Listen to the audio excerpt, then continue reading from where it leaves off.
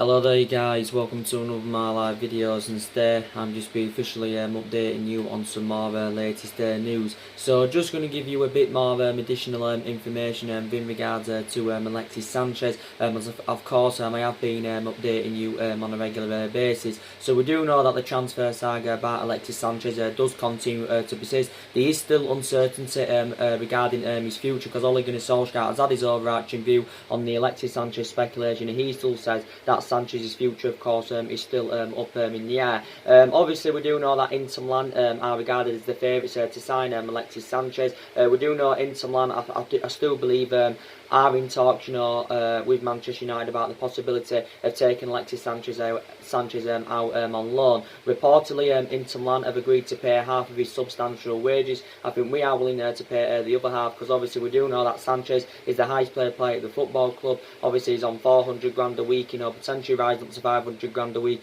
based on the image rights and the bonuses and that. And obviously, he's the highest paid player at the football club. He is the highest paid player in the Premier League, and I did say his wages are having a really bad effect on the football club. But now I have been reading recent reports, and it does say, we're hopeful that we can offload Sanchez to Inter Milan within the next 10 to 2 hours. Inter Milan are hopeful they can get the deal over the line within the next 10 to 2 hours. But it did report earlier on this week saying that his transfer, should go through this week. But reportedly, we have demanded Inter Milan. We've demanded Inter Milan, to include a 20 million obligation to buy in that. So I think Inter Milan want to have the option to buy, but I think we want Inter Milan, to have the obligation to buy for £20 million at the end of the current season. But I do know that Sanchez is one of the problematic players at Manchester United. Obviously, we do know that Sanchez has not yet played this season. Wasn't also part of the pre-season squad, because obviously we do know that Sanchez had sustained a hamstring injury whilst he was on Copa America duty with Chile, and obviously Sanchez has been working to full fitness in that, because obviously he's been below on his fitness. But Solskjaer basically said that there has been a number of clubs interested in him. I also believe that Solskjaer held fresh negotiations with Sanchez regarding his future and that. You got Solskjaer coming out the other week, he denied speculation that Sanchez had been sent to train with the Manchester United reserves in that, because obviously there was rumours going out saying that he could be sent to train with the reserves in order, to force him out in the football club. Obviously, a couple of weeks ago, it did report out saying that Roma were interested in Sanchez, and they'd been in talks with Man United over the possibility of taking him out on long season loan. But reportedly, Sanchez had turned down a move to Roma. But there's been a bit of change of scenery, because Solskjaer came out the other week and he said he expects Sanchez to play a lot of games this season once he's fit, and he also did say that he believes Sanchez will come good this season. But I think he's one of the players that definitely leads to leave Manchester United, because even when he does get to full fitness, he's going to find game time very, very difficult, because obviously Sanchez is behind the likes of Martial, Rashford, and of course Daniel James. And we know Sanchez has been a huge disappointment, since his arrival from Arsenal back in January 2018. Obviously, he came to Manchester United as part of a swap deal with Mkhitaryan, going to Arsenal and that. And he hasn't lived up to expectations as we all thought he would have done. Because to be quite fair, Sanchez has had a pretty good career. He had 4 good years with Arsenal. Obviously, he won quite a few FA Cups for them and that. He also had 3.5 good years with Barcelona when he was younger, and of course, he played under Pep Guardiola's guidance, and he actually, flourished under Pep Guardiola's guidance, and he did really, really well there, but just hasn't replicated any of this form at Manchester United. He's enjoyed a very, very difficult 18 months. Obviously, he's only managed 45 appearances and scored only 5 goals, and provided 9 assists. So he has lacked goals. He has been very, very inconsistent. But we do know anyway that Sanchez hasn't been first choice. He is still under contract with Man United until 2022 and that. But he's just been very, very inconsistent with Sanchez, and obviously he's aging up now anyway. He's 30 years of age. I think he's 31 in December. So looking at it anyway, he doesn't have a future at the club. But I think Inter Milan are the favourites to sign him. But he did say the other week that there was a host of Italian clubs that were interested, because obviously he played in Italy, when he was younger, so he's had experience of playing in Italy. I think he had 5 successful years with Udinese, did Alexis Sanchez and that. So I probably would be open, to making the return back to Italy. But reportedly, for us to sanction Alexis Sanchez off, reportedly it's going to cost us 13 million in wages, and reportedly according to the Sun, we're set to pay Sanchez £22 million a year to get him out on loan to Inter Milan and that. Because obviously for the majority of the summer we've been working on getting rid of Alexis Sanchez, but we found it very, very difficult due to his substantial wage and that. So I did say we'll find it difficult to get offloading permanently, and that I said the only way we'd probably be able to get rid of him is putting him out on a long season loan and that. So his move to Inter Milan could be completed within the next 72 hours. If he does make this move to Inter Milan, obviously he also will be reuniting with Romelu Lukaku, where will Alexis Sanchez, and obviously Antonio Conte has identified Alexis Sanchez as the right solution, to partner up with Romelu Lukaku, of course, in the Inter Milan team. But I think he's definitely one of the players, Sanchez, that does need to leave Manchester United. Inter Milan are willing to pay half his wages. Said they're willing to pay around £150,000, and that we'll have to probably pay the other half of the wage and that. So hopefully before the 2nd of September, well, that's obviously when the European transfer window shuts. We can get rid of Alexis Sanchez. Alexis Sanchez is primarily a left winger. Can also play in other positions as well. Various other positions he can play, but he's primarily a left winger. That's mainly we've played him when we have played Sanchez, and obviously he's become injury prone since he's become a Manchester United player. He sustained quite a few injuries last season. But like I said, Sanchez has been a huge disappointment. But I do believe anyway, more players do need to be sold by the football club. Obviously, since Ole Gunnar Solskjaer's arrival, 4 players have left Manchester United. Obviously, we know Valencia left at the end of last season after he served 10 years at Man United, because he obviously was a long-serving player. Obviously, we know Ander Herrera, of course, left the football club. It was a shame that we didn't recruit a replacement for Ander Herrera. Obviously, Marian Fellaini left the football club. And also, we know that a couple of weeks ago it got confirmed that Romelu Lukaku left the football club. So obviously, Inter Milan have already done business, with Man United by obviously, getting Lukaku. And I think in that aspect, it was good business for Manchester United, sanctioning Lukaku off, and also, generating a substantial amount for the flop basically, and recouping the money that we did pay for him from Everton a couple of years ago. But it was also disappointing that we didn't recruit a replacement for Romelu Lukaku. But Solskjaer did say, I think at the start of the season, he, give his overarching view on the Lukaku situation. He explain why we didn't get a replacement for him, obviously, to prioritise the development of Mason Greenwood and that. But yeah, more players, definitely, do need to be sold. So I think Sanchez is one of the players that needs to go. I also think Darwin and Rojo, they both need to leave Manchester United, because they're both very, very inconsistent and that. And my overarching view on Darmian is, Darmian hasn't really been given the chance as a Manchester United player, and obviously, he has actually been a huge disappointment as Darmian. I think now he's in his 5th season as a Manchester United player and that. But he's one of the players that definitely needs to go.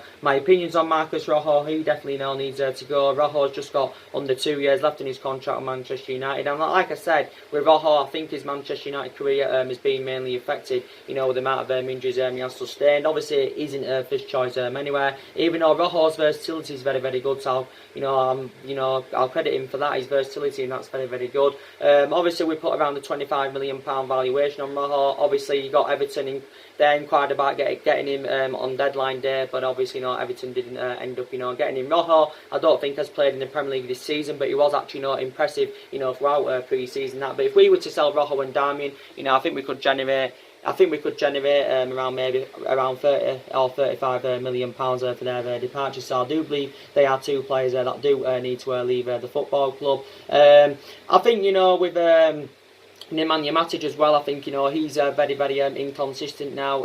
Obviously, I don't think he's first choice anymore. He actually was first choice last season, was Matic, but when Nemanja Matic is too slow, makes that midfield, of course, look totally imbalanced, and he's not getting any younger, of course. He is aging up, and to be fair to Matic, we have seen glimpses of how good he can be, because when he's playing well, he can pass the ball well and that, he can feed the attackers, but he's just too slow, is Matic, and there the concerns I've obviously got about him. He's highly experienced, and he won a couple of titles and that with Chelsea, did Matic. Obviously, he's now in his 3rd season as a Manchester United player, but I have got strong reservations about it. And obviously, we paid £40 million for him from Chelsea a couple of years ago, so I think he's a player that's no longer good enough for Manchester United. But there's quite a lot of players that are no longer good enough now to represent the football club and that. Obviously, you've got Chris Smalling and Phil Jones. They've been 2 long-serving players at the football club.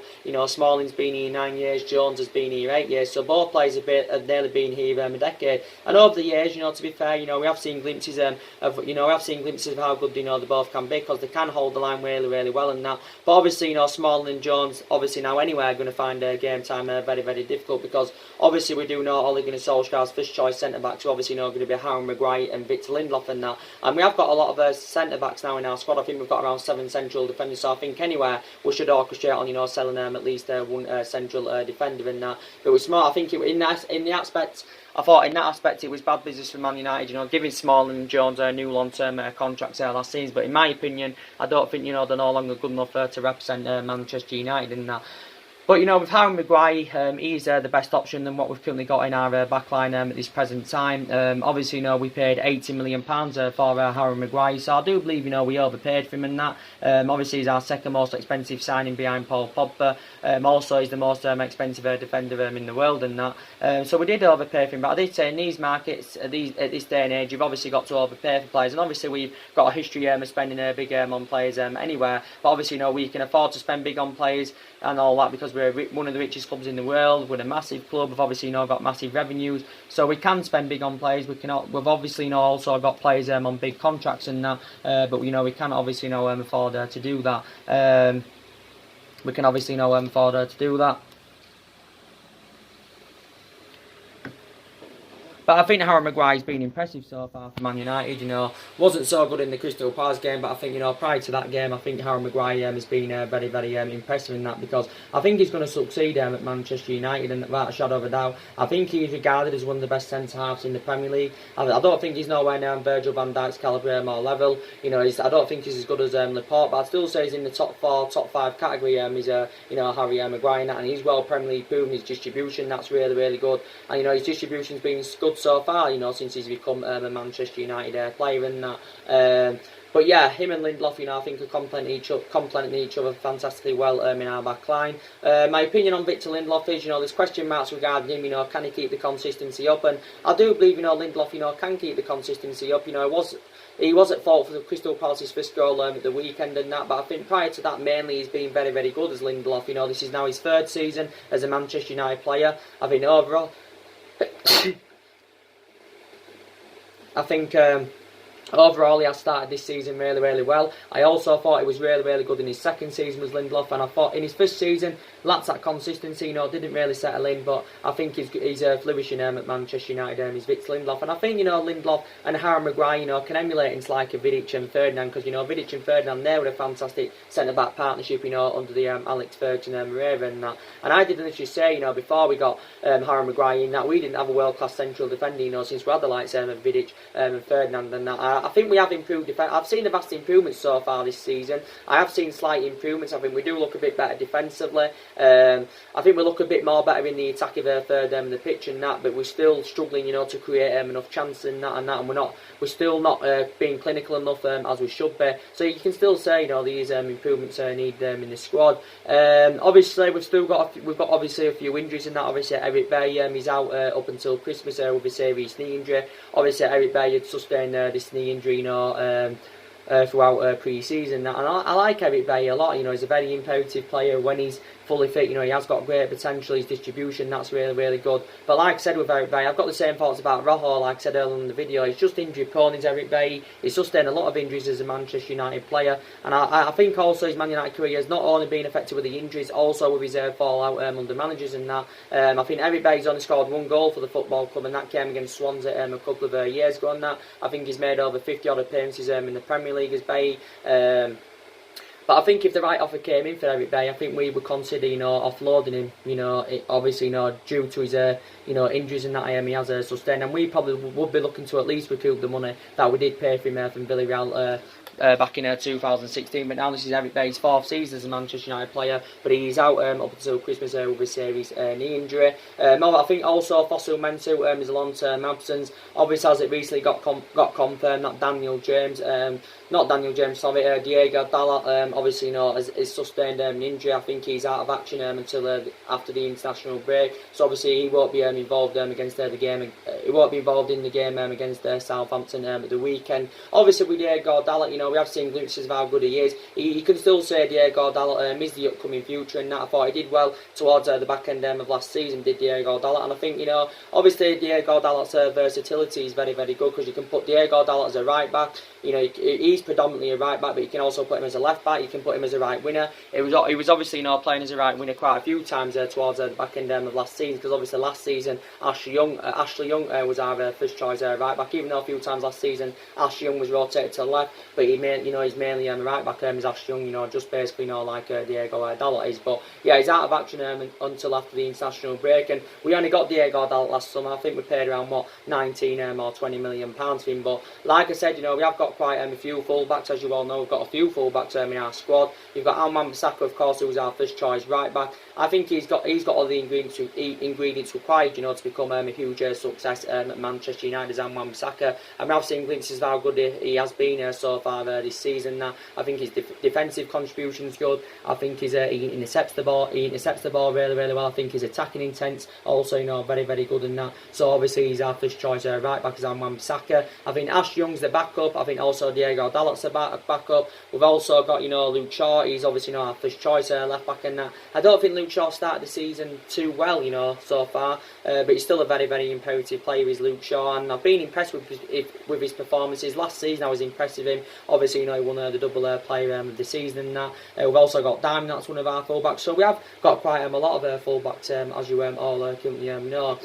But for me, I think, there's still areas in the squad, where we definitely are lacking in that. Obviously, we need to get a midfielder in the January transfer window, because analysing our midfield, it's basically not good enough in that. So we need to get at least one midfielder in the January transfer window in that. But I did say throughout the course of the summer, it was going to be very, very difficult for us, to address all the problematic areas in one summer transfer window. Obviously, we spent £148 million.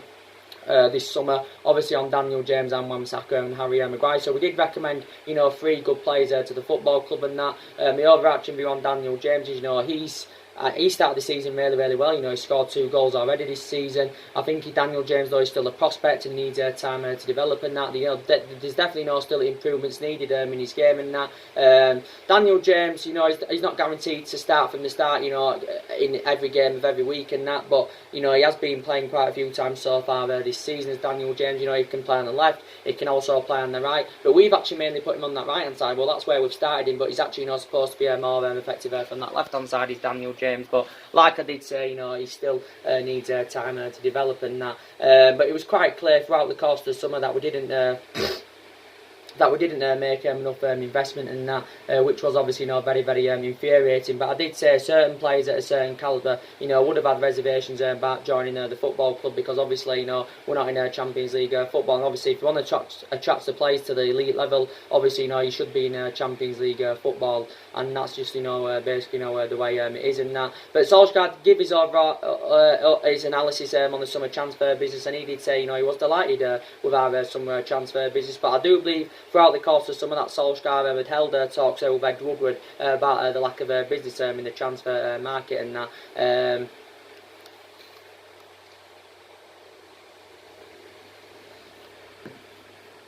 But it was very, very disappointing, that we didn't get that midfielder in, because that's one of the priority areas, where Manchester United still need to, where we needed to strengthen up. I'm happy that we got that experienced centre half in. I'm also happy that we got that right back in. But of course, we didn't get anyone in that midfield. So I think the board come to terms, and they've realised that they didn't back Ole Gunnar Solskjaer enough, throughout the course of the summer transfer window. So I think regardless of what happens this season, as long as we're not in a relegation fight, which we're up, as long as we're not in mid-table, I think Solskjaer's job should be safer for at least this season. That it should be safer for at least this season. Well, I'm very, very hopeful anyway it can work out under Ole Gunnar Solskjaer.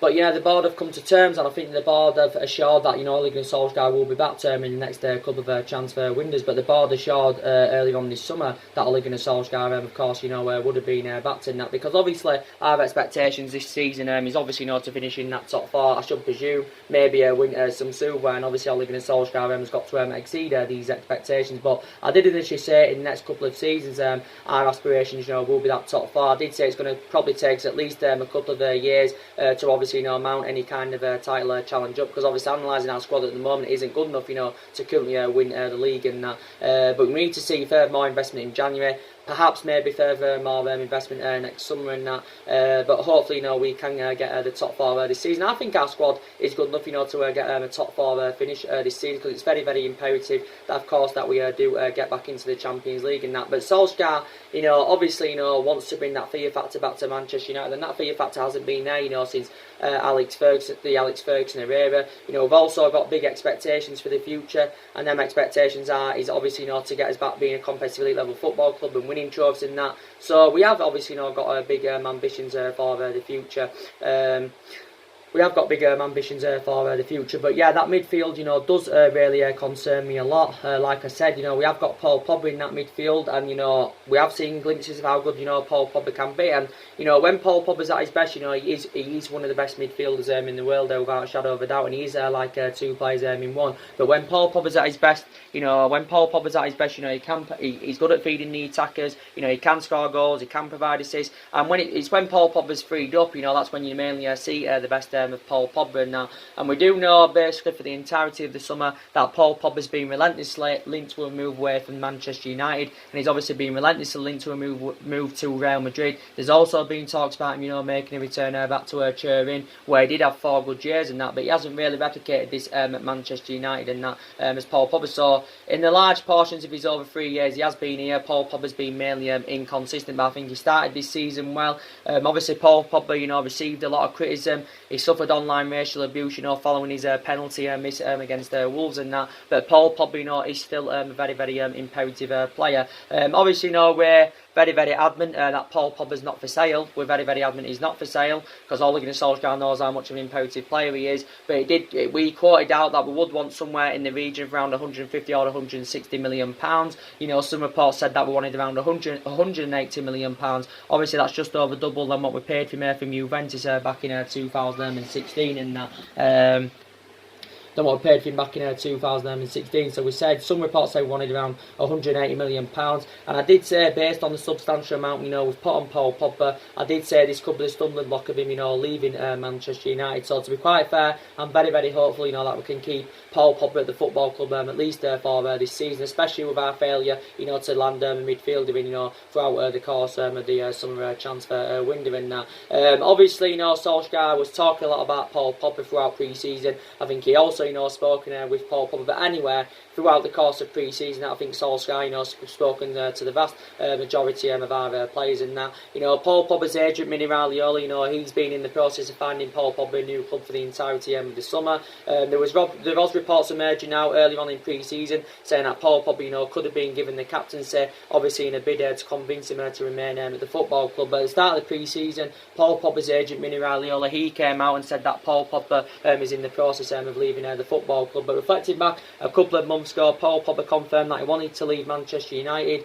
He basically said he publicly admitted that he wanted to leave Man United, and he did say he's seeking for a new challenge. And that obviously, he said he wanted to rejuvenate his career. You got Paul Pogba's brother, coming out the other week, Memphis Pogba, and he actually, indicated out that Paul Pogba, wants to quit Manchester United. But I do believe if he does leave Man United, he will make the move to Real Madrid, because obviously his first choice preference has been Real Madrid and that. And Real Madrid, I think, have been in negotiations with us over the sale of Paul Pogba. Real Madrid, they've spent a substantial amount throughout the course of this summer. They've spent £300 million on 5 players. I think Real Madrid have sold a few of their players, so they have generated some of that money back. But I think Real Madrid are unwilling to pay up to £180 million for Paul Pogba. But Paul Pogba, of course, is our most expensive signing. He's also not the most expensive signing. He's one of the highest paid players at the football club. He's also a World Cup winner, is Pogba.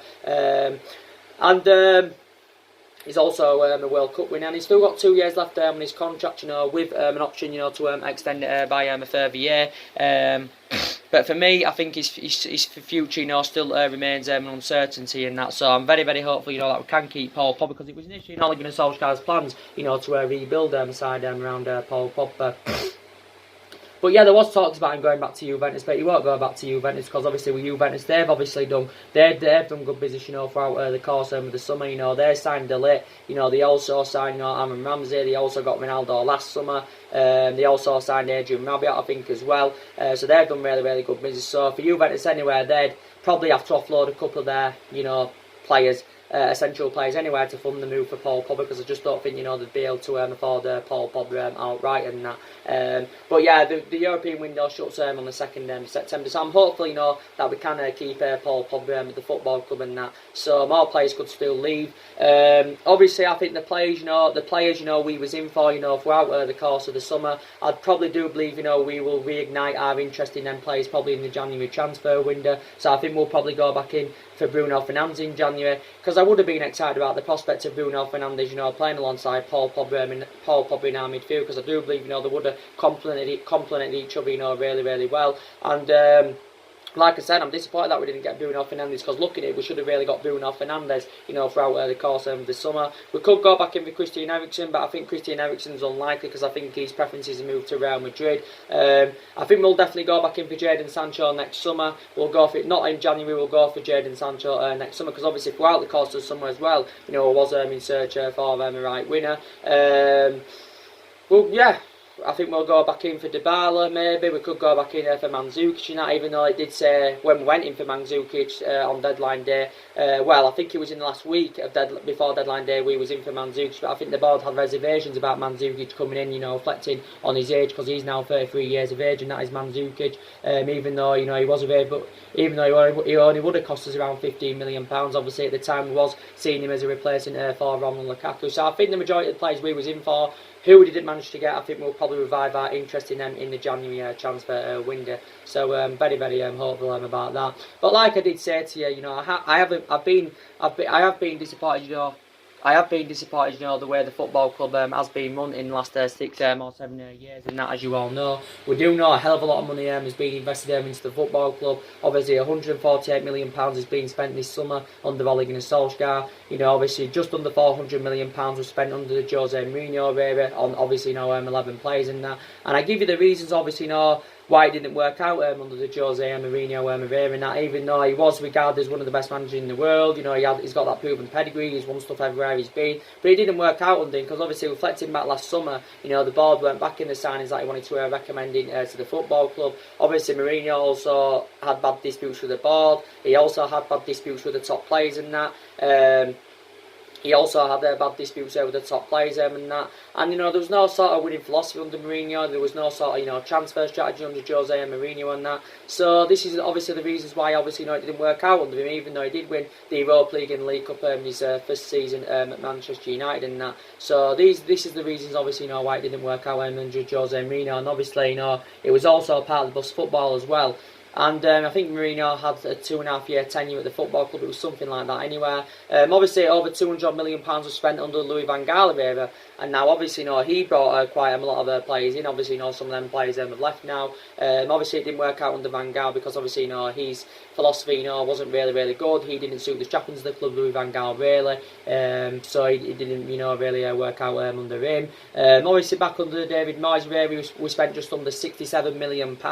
Obviously, David Moyes only had a really short tenure at the football club. He only lasted 7 or 8 months. Obviously, Moyes, didn't have the stature to get us in that commanding position and that. Obviously, never really dealt with top players. Even though before he came in United at the time, he had a good 9 or 10 years there with Everton. Did David Moyes, but obviously we recommended David Moyes in because. Obviously, it was Alex Ferguson who obviously, recommended him because obviously they were really, really good friends. Obviously, they were both Scottish in that. But obviously, it didn't work out under Moyes. And so yeah, so working that out, that works out to nearly £1 billion. So I'll say in the last 6 years, we spent around £968 million.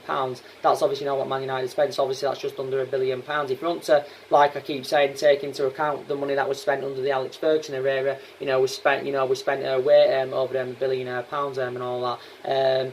But yeah, like I said, we have been inconsistent in the last 6 years or so. So I have been very, very disappointed in that.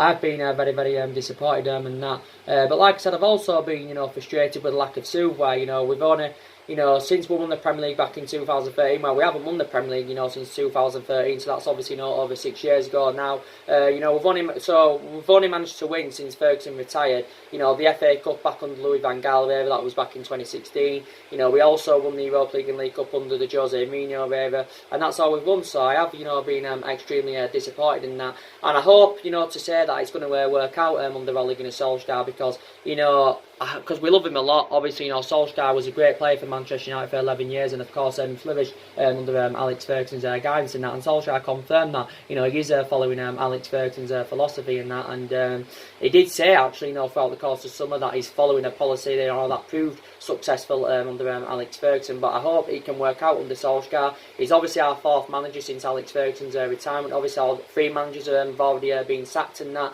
And like I said, we're not known for a sacking club, and we haven't got the structure to keep sacking managers in that. So I'm hopeful it can work out under Solskjaer. Solskjaer has got a bit of experience as a manager. Obviously, he did well last season when he was interim manager in his first 3 months at Manchester United. He won a couple of Norwegian titles with Mould. He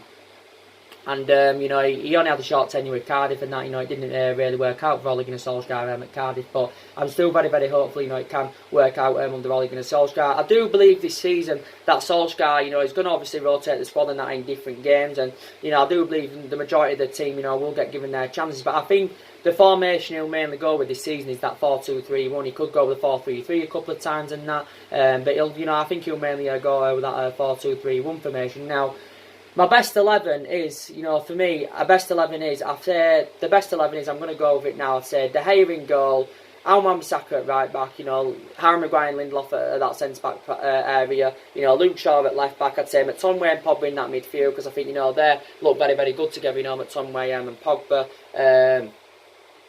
I'd say them two in that midfield and that, and then I'd probably say put Angel Gomez in there in that best 11 as well. I think Angel Gomez will get given his chances this season, and perhaps maybe Martial and Rashford up front. So that's possibly a best 11 in that. But for me, I think the young upcoming players, will be a fruition this season. That because I think the most of or all of them, the young upcoming players, will get given their chance. Because I thought, the young players, did really, really well throughout pre-season. There was obviously a fruition in that. So I think the likes of Greenwood, Chong and Gomez, they will be a big part of the squad this season. I think also Tuanzebe will get given his chances as well. Obviously Tuanzebe's got that experience because he gained that experience last season, because obviously he was on loan with Aston Villa, and I thought he did well on his loan spell with Aston Villa last season. Did Alex Tuanzebe in that. But so far this season, 3 games played for us. 1 win against Chelsea, comfortable 4-0 victory. 1 draw against Wolves and 1 loss against Crystal Palace the weekend. And the game against Crystal Palace, I thought we was unlucky. We didn't play bad. We had a lot of chances in the game. I think we had over 20 odd shots. We had the majority of the possession. I think we had 70% with the possession and that. We just obviously couldn't put the ball in the back of the net. So obviously we just wasn't clinical enough. And that's obviously the first time we've lost to Crystal Palace basically in Premier League history in that. So it was a very, very bad defeat against Palace. But like I said, the Palace, I think throughout the course of summer, they made a few good, decent signs in that. Obviously, we've missed 2 penalties in the last 2 games. Rashford missing the penalty against Palace. Also, Pogba missing the penalty against Wolves and that. So yeah, there is still problems at Manchester United, and we have got a big game at the weekend, Southampton away from home, and Southampton's going to be a difficult game in that, like I said, and I don't think Southampton started the season too well. I think they've just beaten Brighton 2-0. That's where their last game, but they lost their first 2 games. I think they lost. I can't remember who they lost to now. Was it? I think they lost to Liverpool, and I think they also lost to Burnley as well. Did Southampton? So we've got to get back to winning ways against Southampton this weekend. That's very, very essential indeed. But yeah, guys, that's mainly everything to update you with. So the main part of this video was to give you the latest news about Alexis Sanchez and that, the transfer saga, of course, does continue to persist. But yeah, I will keep you up to date of what's going on this channel, as we always do. So drop your comments, likes below on this channel. If you do, consider subscribe as always, and take care. God bless, and I'll see you guys all again very, very soon. Thanks for watching.